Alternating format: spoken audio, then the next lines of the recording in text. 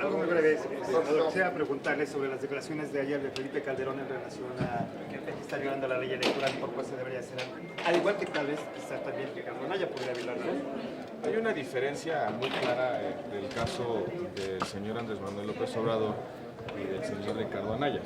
Y la diferencia consta en que el señor Andrés Manuel López Obrador ha dicho públicamente que se va a postular a la candidatura presidencial en 2018, es decir, ha hecho explícita su intención de competir en el año 2018.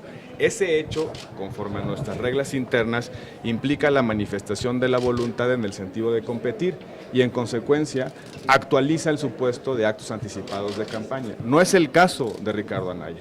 Ricardo Anaya está utilizando los tiempos oficiales que le corresponden al partido en su calidad de presidente de Acción Nacional y no en su calidad de aspirante a la presidencia de la República. Esa es la notable diferencia entre un caso y otro, y esa es justamente la diferencia que provoca que Andrés Manuel López Obrador se encuentre en un supuesto legalmente establecido y específico, que es el de anticipar los tiempos de la competencia electoral. No son casos iguales, y el llamado que ha hecho, la reflexión que está en el ambiente, no solamente por las declaraciones del día de ayer, sino desde hace algunas semanas, es si en efecto la promoción personalizada de alguien que ha declarado públicamente que va a aparecer en las boletas de 2018 constituye o no una violación a la ley, sobre todo cuando en el partido al cual pertenece, el cual fundó, no se ve, por los hechos recientes, ninguna posibilidad de que habrá una competencia interna y un proceso de selección de candidatos. En ese partido político se toman las decisiones por aclamación y es absolutamente claro que Andrés Manuel López Obrador será el candidato a la presidencia por ese partido político. En consecuencia, la discusión jurídica versa sobre si estamos o no en presencia de actos anticipados de campaña de quien ha adelantado que va a participar en la elección de 2018. Y conforme a nuestras reglas internas, no se debe anticipar la promoción personalizada de alguien que ya se ha declarado como candidato. Pero en una entrevista el presidente Calderón también cuestionaba esta promoción que hace el líder de su partido, Ricardo Anaya, que no está bien. Las diferencias ya las he explicado y el tono del comentario del presidente Calderón debe analizarse sus términos. Mi posición es que son dos casos absolutamente diferentes. Hay antecedentes muy importantes en el sentido de que es lícito que los liderazgos de los partidos políticos utilicen los tiempos de radio y televisión para los fines de los partidos políticos. No es el caso de quien ya ha anunciado que va a competir por un puesto de elección popular. La ley es muy clara, no estamos debatiendo sobre el uso de tiempos de radio y televisión, lo que estamos debatiendo es si alguien puede adelantar los tiempos de la competencia electoral y promocionar su candidatura. Pero es que Andrés Manuel está cometiendo ilegalidades, ¿no? Es absolutamente claro que el hecho de declararse o manifestar la voluntad en el sentido de competir en el 2018 y utilizar cualquier recurso público o privado constituye una violación a la ley. Y eso está absolutamente claro no solamente en nuestras normas vigentes, sino en prácticamente todas las resoluciones del Instituto Nacional Electoral y del Tribunal Electoral. No hay zona gris ahí. Si algún aspirante a un cargo de elección popular adelanta los tiempos para promocionar su imagen y utiliza bienes privados o públicos, viola la ley. Ese es el centro de la discusión. ¿Irán por la reforma electoral para evitar esta situación? El hecho de que López Obrador sea ahora presidente de su partido no complica más esta aplicación justamente por eso, porque va a decir, yo como dirigente de Morena puedo promocionar mi partido. El problema está en que ya no actuará como dirigente de un partido político, sino como aspirante a la candidatura presidencial. Tendría en consecuencia que renunciar a sus aspiraciones presidenciales para utilizar los tiempos de radio y televisión únicamente en su condición de presidente nacional. Pero mientras él siga diciendo y mientras él siga insistiendo en que va a ser candidato a la presidencia de la República y que va a participar en el proceso electoral 2018, está violando la ley. La única manera de que que no viola la ley en su calidad de presidente nacional en la utilización de los tiempos de radio y televisión por su partido, es que renuncia a sus aspiraciones como precandidato a la presidencia de 2018. Senador, yo quiero preguntarle una opinión sobre este seguro que contratan consejeros. Déjame contestar una. Irán por la reforma. No hay en este momento ningún planteamiento concreto, no hay ninguna iniciativa que esté sujeta a discusión parlamentaria.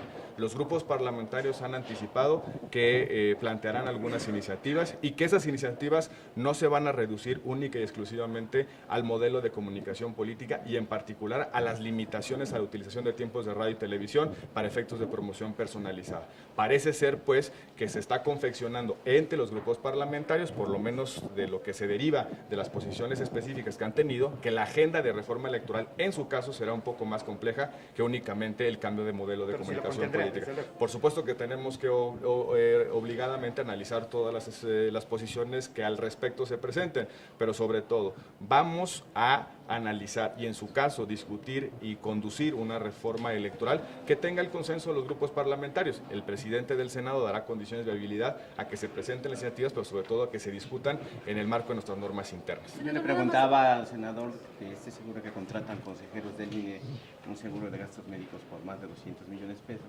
que incluso los protege contra posibles heridas o lesiones que pueda provocarles la práctica de la tauromaquia. En las decisiones administrativas sobre el presupuesto se toman en primer lugar en el Instituto Nacional Electoral y posteriormente en la Cámara de los Diputados. Conforme a las reglas que ha aprobado la Cámara de Diputados, hay que analizar la licitud y conveniencia de ese programa de protección y de atención a la salud de los consejeros. Lo importante es que se utilicen de manera correcta, eficiente y útil los recursos públicos. Todos tenemos que hacer un esfuerzo por hacer un ejercicio mucho más racional de los recursos públicos. El Senado de la República esté en ese proceso, pero cada decisión administrativa presupuestal debe tomarse a la luz no solamente de la conveniencia o de la eficiencia, sino también de las reglas establecidas. Si la Cámara de Diputados ha autorizado ese presupuesto, habrá que preguntarle a la Cámara de Diputados qué razones tomó en cuenta para su aprobación. Senador, queremos preguntarle, un senador con licencia, Adán Augusto López Hernández, empieza desde hoy una campaña con Andrés Manuel López Obrador para colocar diablitos en el estado de Tabasco y de esta forma, bueno, darle luz a energía eléctrica a deudores de la compañía federal, de la CFE.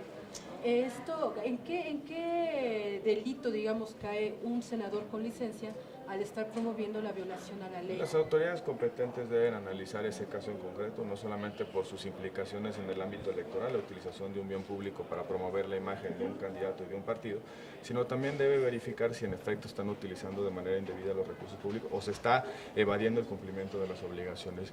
El Senado de la República no se puede pronunciar hasta en tanto existe una autoridad competente que determine que hubo una ilicitud o bien una irregularidad administrativa. En ese caso, el Senado de la República tendrá que pronunciarse si proceden o no esas acusaciones. Yo esperaría que la autoridad competente haga el análisis del caso específico y en consecuencia se pronuncie al respecto. No es responsable por parte del Senado de la República anticipar ningún tipo de juicio, no se conocen de manera directa los hechos, ni tampoco existe pronunciamiento de autoridad competente en ese sentido. Senador, el hecho de que esté en licencia un senador lo exime de su juramento de cumplir y hacer cumplir la ley. No lo exime de su juramento, pero tampoco le implica retiro de su protección constitucional. La Corte ha sido muy clara en el sentido de que un senador con licencia mantiene la protección constitucional y en consecuencia no puede ser perseguido administrativo o penalmente a menos que exista una resolución de los órganos parlamentarios competentes. Es el caso, así funciona el fuero de nuestro país y en consecuencia a menos que exista una solicitud específica de parte de autoridad competente, el Congreso mexicano tendrá que resolver sobre ese caso en concreto. Senador, una última cuestión de mi parte. La elección en Argentina nos hace suponer que en México se requiere con urgencia también la segunda vuelta electoral, sobre todo en la elección presidencial, para que haya mayor legitimidad. Ahí se demuestra, como en muchos otros países, que la segunda vuelta es un mecanismo que aumenta la legitimidad y sobre todo permite condiciones de gobernabilidad después de elecciones muy cerradas. Argentina tiene un modelo, un sistema de partidos muy fragmentado, en consecuencia hay muchos partidos políticos que compiten. Las primeras vueltas terminan siendo expresiones muy minoritarias y en consecuencia se requiere la segunda vuelta para poder agregar una mayoría clara y contundente a favor de quien habrá de gobernar el país durante los próximos años. Me parece que el caso argentino es un buen ejercicio que debe analizarse con toda puntualidad. Es evidente que no es lo mismo que un presidente de la República gane por 26% o 32% de los votos que un presidente de la República tenga una mayoría de más del 50%. ¿Se podrá analizar en esta Debe analizarse, hay un planteamiento por parte de Acción Nacional de revisar la segunda vuelta, de ponerla a discusión. En la medida que los partidos políticos pongan sus temas en la agenda, tendrán que ser discutidos. Por supuesto que la segunda vuelta puede resultar interesante para ganar condiciones de gobernabilidad en escenarios de gobiernos divididos y en escenarios de fragmentación de los partidos políticos, pero puede ser esa idea y otras más. Por ejemplo, los gobiernos de coalición, por ejemplo, la flexibilidad en las coaliciones electorales. Hay muchos modelos que se pueden discutir y ya dependerá de los planteamientos en concreto que hagan los grupos parlamentarios, cómo se va a confeccionar la agenda y sobre todo las decisiones. Muchísimas gracias a todos. Gracias. Gracias.